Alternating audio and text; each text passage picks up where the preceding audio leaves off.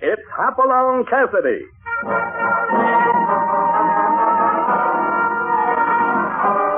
With action and suspense, out of the Old West comes the most famous hero of them all, Hopalong Cassidy, starring William Boyd.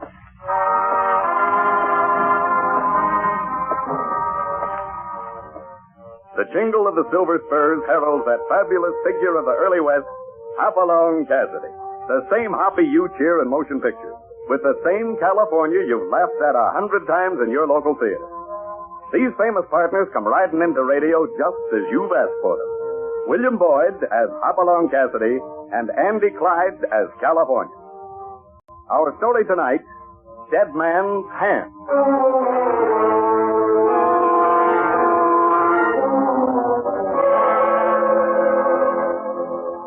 With winter coming on and the snow beginning to crawl down the distant mountains, there are 100 things to be done around the Bar 20 ranch. But Hopalong Cassidy knows that some of those things will have to wait. For he and California are going to have another job to do. Oh, it might be an easy job, like just giving a friend a helping hand. Then again, it might mean tangling with a treacherous gang who put gold nuggets above human life. Harvey, how in tarnation am I going to get my work done with you snaking me in off in the range like a lamed-up dog? No, I wouldn't have sent that rider out after you without a pretty good reason, California. Well, my ears are up. Let's have her. You remember Kit Kirby? Well, remember Kit? Why, he was one of the best hands we ever had. He's in trouble. Listen to this letter I got this morning. Dear Hoppy, I'm writing you because I think you're the only friend I got left. Gold is where you find it, they say, and my partner Joe and I found it after 3 years in these God-forsaken mountains. Our first samples assayed $500 to the ton. Gee willikins, that's a rich strike. Sure is. We thought we were lucky until the day Joe left with the second batch of samples, and I found him 10 hours later in Whitewater Pass with a bullet in his back. So I'm alone now. But that's not why I'm writing you. My wife Sally is alone, too, in Indian Springs, and she needs help, Hoppy, your kind of help. That's all I can say now. Wish me luck, pal. Kit Kirby. Sounds like the boy has got himself in trouble. Yeah, I believe Kit's in real trouble. More than this letter tells. Because, you see, I know Kit's handwriting. And this letter is a bad imitation. You mean it ain't? Someone wants us to come to Indian Spring, California. And they want it badly enough to forge this letter.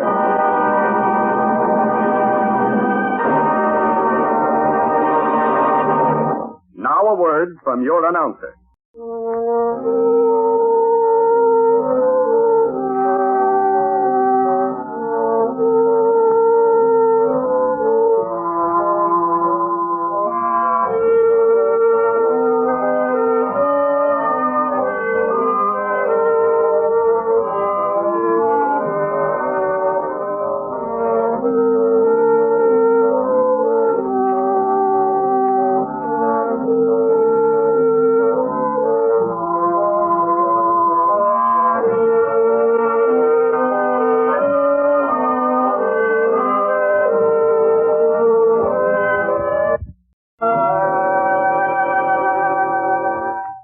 Back to Hopalong Cassidy.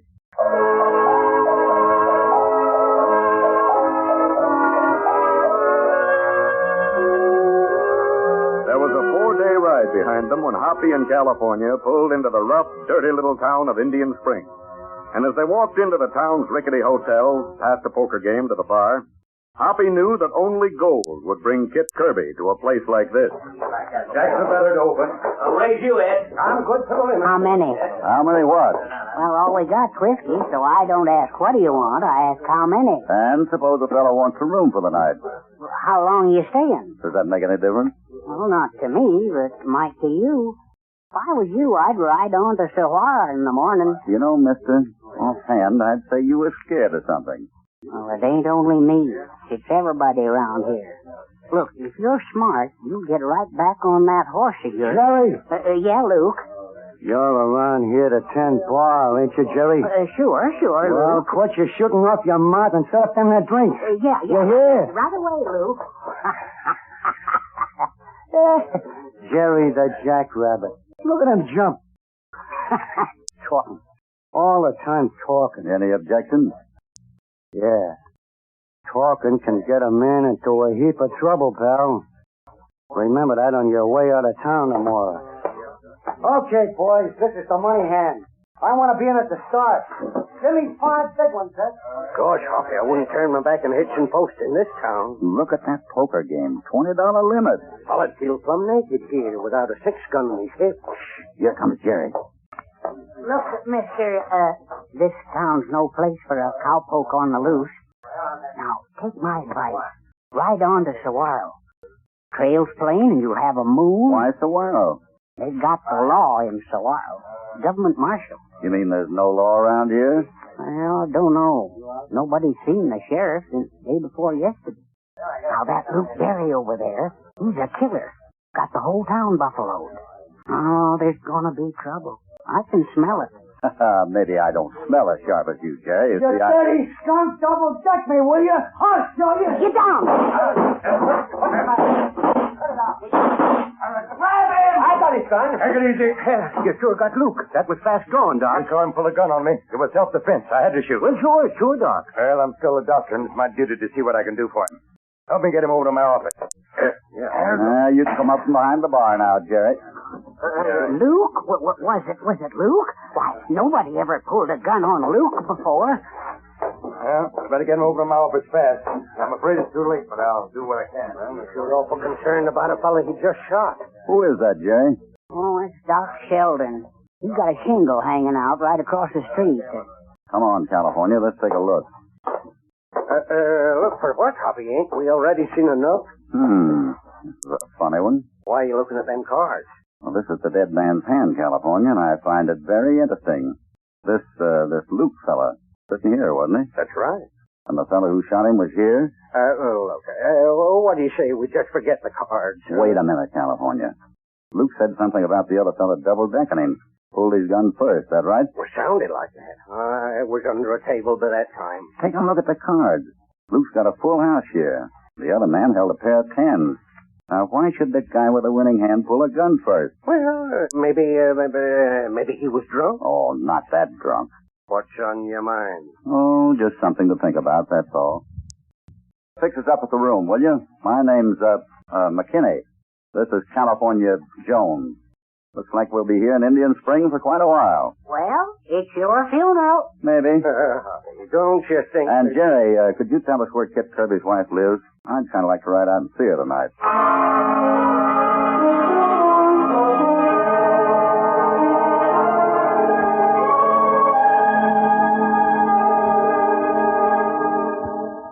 I'm so glad to see you, Mr. Cassidy. Kit is very close to me, Mrs. Kirby. Oh, we do need help. We're afraid. The whole town's afraid. I've wished 1,000 times Kit hadn't found that gold. You think that has something to do with it? It has everything to do with it. The night Joe brought in the first sample, someone broke into the assay office and stole the reports. That's how news of the strike got out. Joe went to Sheriff Underwood, but I guess someone else got there first. How's that? Well, the sheriff seemed afraid to do anything. Then Mr. Sykes at Wells Fargo called a protest meeting. He was attacked on the streets the next night. He left town after he got a note threatening his family. Or didn't anyone do anything about it? The editor of the weekly paper tried to. He wrote up the story together with what he knew about the gold strike, but the paper never came out. Well, why not? His office burned to the ground last week, presses and all. That bartender fella knew what he was talking about. When was Kit's partner shot on the trail? Just before the fire. That's when I knew it was more than I could handle, Mr. Cassidy. Sheriff Underwood promised me he'd do something, but... Yeah, but he left town in a hurry, too. You got any idea who's behind this, Mrs. Kirby? Oh, I thought it was Luke Barry until this afternoon. You heard about the shooting? Yes. I want to give you something, Mr. Cassidy.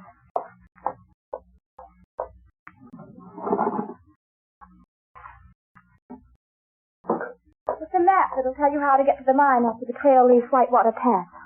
I just threw it from memory. No one knows how to get there, you see.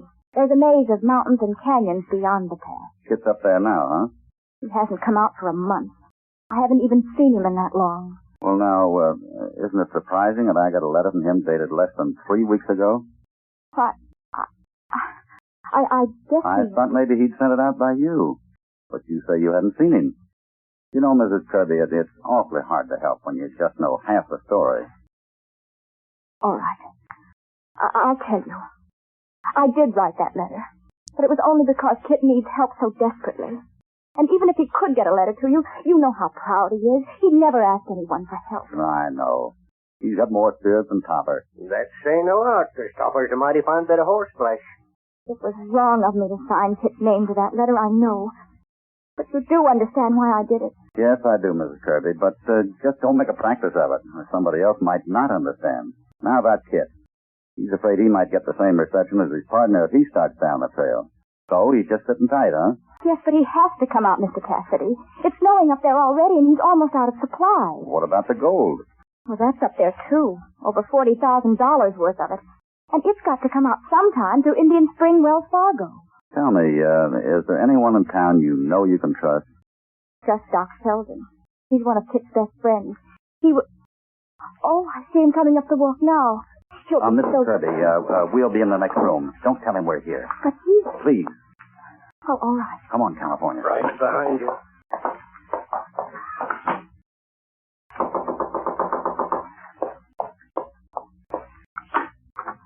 Hello, Doc. Sally. You, heard about Luke Barry? I heard he was shot. Is he... Died in my office an hour ago. He drew a gun on me first. Clear-cut case of self-defense. Half a dozen witnesses. I thought you'd want to know, Sally. Luke told me everything. What do you mean, Doc? He was back of the whole thing. That business at the assay office. The fire, all of it. Sally, honey, I think we're out of the woods now. The reign of terror is over. I'm not so sure. You still think Luke was working for someone else? Oh, I don't know, Doc. It's been such a nightmare I can't think anymore. You've got to think, Sally. About Kit. He's got to get out of the mountains before the snow bottles him up. Any news on the sheriff? Haven't heard. I think he's gone to Saguaro for the marshal. Take a look out the window there. What? That sky. Snow could hit those mountains again tonight. It doesn't make sense, Sally. We've got to go up there and get Kit out. I told you I arranged with the sheriff, Doc. I tell you, this secret of business is only hurting Kit. Winter doesn't wait for anyone. All right, Doc. If the sheriff isn't back by tomorrow morning, I'll take you up. That's better, Sally. Now you're being sensible. I'll be here tomorrow morning at sunup. Yes, Doc, I'll be ready. Good night, Sally. Good night.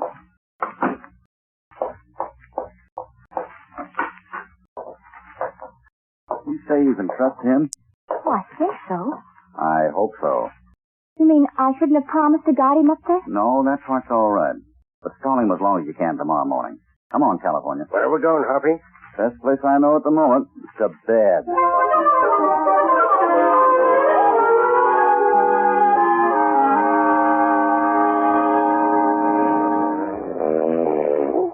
California. California, wake up. No. California. No, thank you, ma'am. No more meatballs. I get all the roast turkey I can eat. Always thinking of food. California. Hoppy, Hoppy, what time is it? Why, Get your britches on. It's dark. Why, Get your britches on. I got an idea. Great time to get ideas, Hoppy. Run me ragged all day, ducking lead in the barroom. Then ain't got the decency. Hurry up. Can't find my boots. Maybe my eyes are still closed. Never mind the boots, just the britches. You ready? Yeah, but, Come on. What's got into you? What time in the morning is it anyway? It's 4 o'clock. Now be very quiet and follow me. Right down the stairway into the barroom. What is this? I want to try a little experiment. I give up. I'm going to get me a nice, quiet job in a chuck wagon somewhere. Getting up at 4 in the morning to do spearments. When a man works as hard as I do, Hoppy, he needs his 40 winks. Here we are. This is the table. What table? Where the boys were playing poker this afternoon. Now, you sit there. That's it. And I'll sit here facing you, with the bar at my back. Now, you're Luke Barry, and you're holding the high hand. But for some reason or other, you tell me I'm double-decking and drawing me. What kind Wait a minute. Oh, I'm a long-suffering critter. Why, Go ahead. Go on, Hoppy. I'm Luke Barry. You shoot once and miss. Then we trade shots. You miss again. I don't. Then I fire 2 more, and it's over. Now we can go back to bed? I don't get it, California. You missed me twice. What happened to your bullets? Look, not a mark on the bar. If you shot high, you'd have busted that mirror behind it into a million pieces. Wait a minute, Hoppy. You mean them shots were, Hoppy, where'd you run to? Under the table. Come on down and help me look. Oh, what you looking for? Well, let's see now. If it weren't so mighty dark, I'd help you find it. But, that is, if I knew what it was, of course. Ah, here we are. I thought Doc Sheldon was pretty hasty packing Luke Berry off to his office. What you got? There was no killing here this afternoon. That was a put-up jump to make Sally Kirby think Luke is dead.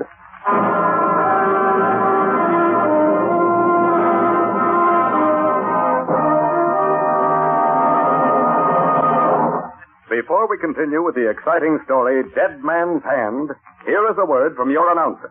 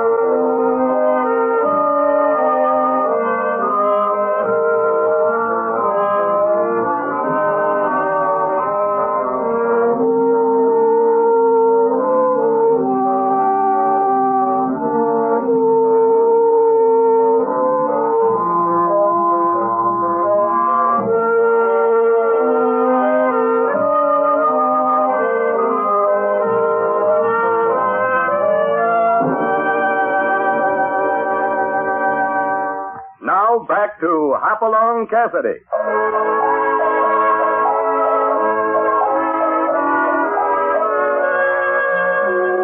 Hoppy and California have been in a lot of strange places at some very odd hours. At the moment, they are under a poker table in the Indian Spring Barroom. It's 4 o'clock in the morning, and they are just sitting and thinking, trying to make sense out of the discovery that the shooting of Luke Berry was staged, and undoubtedly for Sally Kirby's benefit. This piece of wadding is what I found under the table, California. A piece of wadding from a blank cartridge. Blank cartridges? What do you know about that, Hoppy? Doc Sheldon knew Mrs. Kirby'd take him up to the mine if she thought Luke was out of the way. Shh, quiet. It's the dead man on Doc. Yeah, Luke Berry is just about as dead as I thought. Just like a charm. You better saddle up now. Right up to that bluff over Whitewater Pass. Be a long way. Can't afford to be spotted. What we plan, still murder, you know. Best protection you got is staying dead. Gonna hate to miss my funeral in the morning. Now, what are the plans? What about Kirby? We ought to hit the pass on the way down about 3 in the afternoon. Mrs. Kirby will be first. Then Kirby. Remember that. Number 2 is Kirby. I'll bring up the rear after the pack mule. You won't be able to tell who's who at that distance. So draw your bead on number 2. And don't miss. I didn't miss before, did I? He talked after you left him. I didn't like that. Dad, don't worry. Kirby won't talk. And remember, I got to get out of this clean.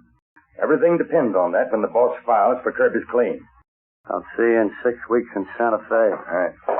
And remember, I want you on your way to Whitewater Pass before sunup. Understand? Suppose you leave that to me.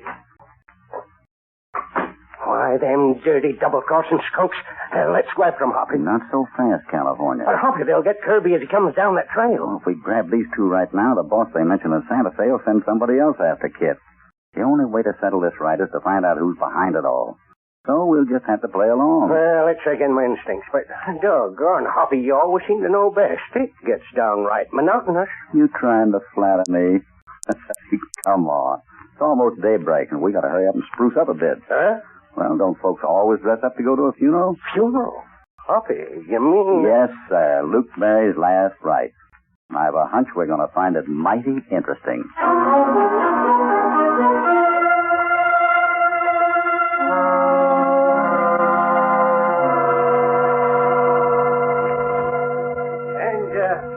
there's no preacher in Indian Spring, I just thought that I'd get up and take charge here.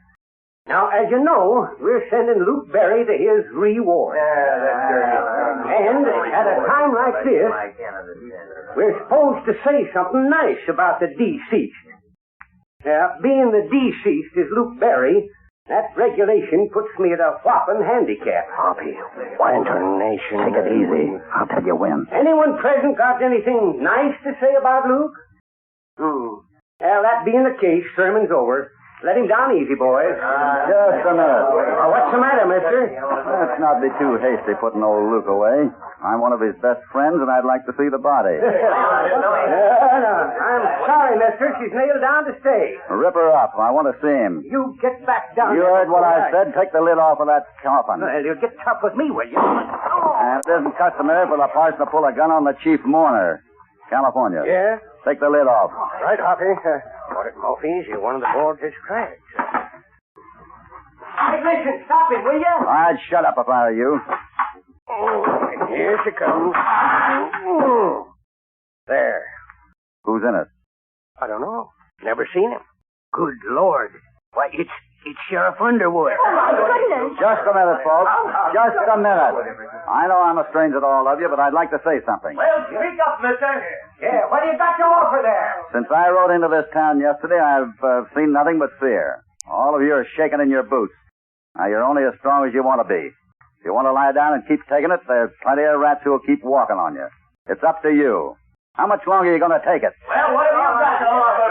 Okay, mister, we're listening. All right, you got a jail in town. I saw it. Put the parson here inside it, and I'll have another one for you by nightfall. Come on, California, we got a job to do and do fast. It's all right.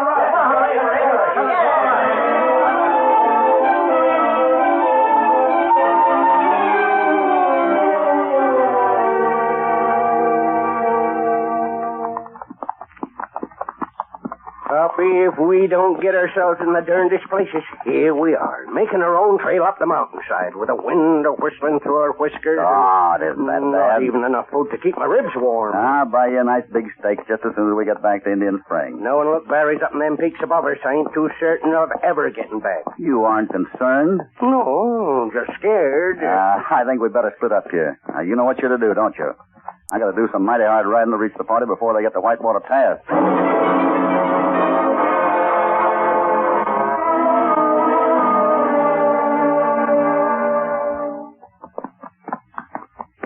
We were so afraid that you might get snowed in, Kit. It's been a long week up there, Sally. Seems good to be headed down this trail. There's nothing to be afraid of now, Kit. Luke Barry is dead. Oh, is that someone coming up? Why, it's Mr. Cassidy. Hello there. Hopalong! Say, what are you doing here? Oh, Topper needed a little exercise. How are you, kid? Oh, golly, it's good to see you, Hoppy. Hey, wait till you hear about my gold strike. We've had a fine trip, Mr. Cassidy. Doc Sheldon's been keeping a sharp lookout. Oh, have you two met? Mr. Cassidy's an old friend of Kit's, Doc. No, we haven't met. Howdy, Doc. Guess maybe I'll ride back to the end of the line and join you, if you don't mind. Maybe I can help you watch for any danger. No, I don't know what... Mrs. Kirby, when we round this next bend, we'll be in Whitewater Pass. Will you make your horse stumble and not hurt yourself? I don't understand. Please don't ask questions. Just do as I say. All right. Now, go back there behind the dock, and we'll be on our way. All right, get on! Well, I don't know what your idea is in coming up to meet us, Cassidy. I can tell you that I'm here to protect Chip. Then we have a lot in common, Doc. Well, just don't try. Sally! Sally, are you all right? Oh, yes, Kit, my horse just stumbled. What's the matter up there? Sally, if your horse is tired, why don't you come back here with me and let Kit lead the way? All right, Mr. Cassidy. Why, what's the matter That's a good idea. There. Now we'll ride through Whitewater Pass this way. Kit first, Doc second. Now, wait. Sally third, and I'll bring up the rear. All right, let's get going. But Cassidy, I don't think we should ride this way. Kit's out front. He's exposed to everything. I'll change places with him. I wouldn't if I were you, Doc. I have my gun handy in case of any emergency. Cassidy, I can't ride here. I'm sick, I tell you. Mountain sickness. And there's nothing like a good ride to cure mountain sickness, Doc. Especially in number 2 spot. Wouldn't be surprised if you never got sick again. After today. Hoppy, that was a shot. What do you know? Someone's out shooting coyotes. Oh, what can we do? move. Leave this to me, Sally. Keep your places in line. Cassidy, Who's your boss in Santa Fe, Doc? There's no one. He's running the whole play up here, isn't he? After Kit's mine. Bound to get it no matter who he has to kill first. I tell you, I don't know, Cassidy. Listen, Luke Barrett's up there. He's shooting at me because I'm riding second. Sure, you put him there, and he's going to keep shooting till you talk. Luke Barry, but I thought he was dead. Too bad, Doc. That was a good hat. Look at her float down the gorge. Stop him. I'll talk, Cassidy. I'll talk. Luke, stop. Stop shooting at me.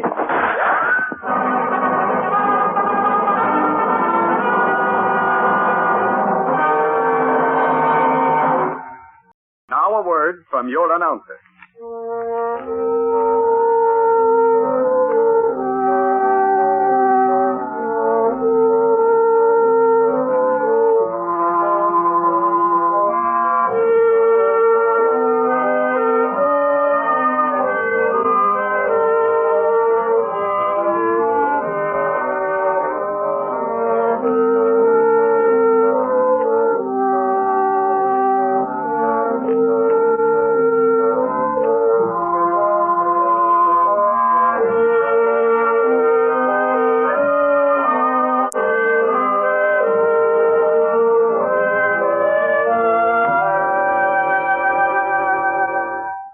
Now back to Hopalong Cassidy.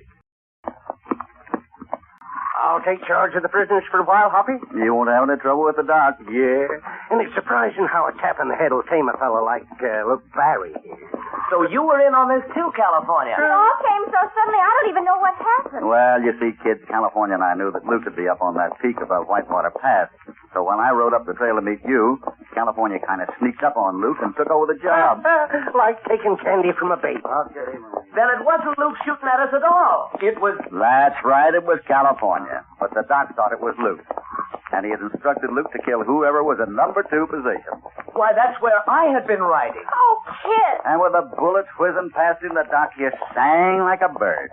And now we know about the whole crooked mining outfit in Santa Fe. Good old Doc. He just needed a little persuasion. That's right. Hey, by the way, there's something I forgot to compliment you on, California. Yeah? I'm blushing already. What is it? That shooting in Whitewater Pass. Brother, when you shoot to miss, you sure don't leave much room to spare. Miss? Did you tell me to miss him? Lordy, Hoppy, I was trying all the time to hit him.